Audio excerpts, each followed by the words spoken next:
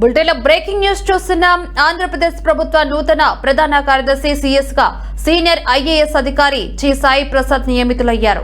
ఆయన 2026 మార్చి 1వ తేదీ నుంచి బాధ్యతలు స్వీకరించనున్నారు. ఈ మేరకు రాష్ట్ర సాధారణ పరిపాలనా శాఖ political principal secretary S Suresh Kumar ఉత్తర్వులు జారీ చేశారు.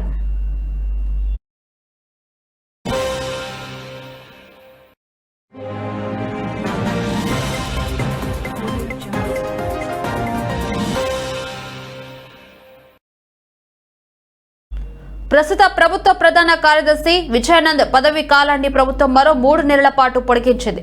దీంతో ఆయన 2026 మార్చి 28 వరకు ఈ పదవిలో కొనసాగుతారు.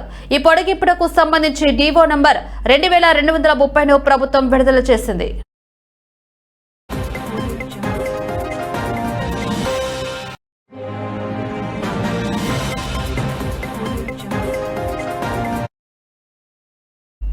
మరోవైపు రాష్ట్రంలో 10 మంది డిప్యూటీ కలెక్టర్లకు పోస్టింగ్లు ఇస్తూ కూడా ప్రభుత్వం ఉత్తర్వులు జారీ చేసింది. ఈ మేరకు జీవో ఆర్టీ నెంబర్ 2228ను ప్రస్తుత సిఎస్ విజయానంద్ విడుదల చేశారు.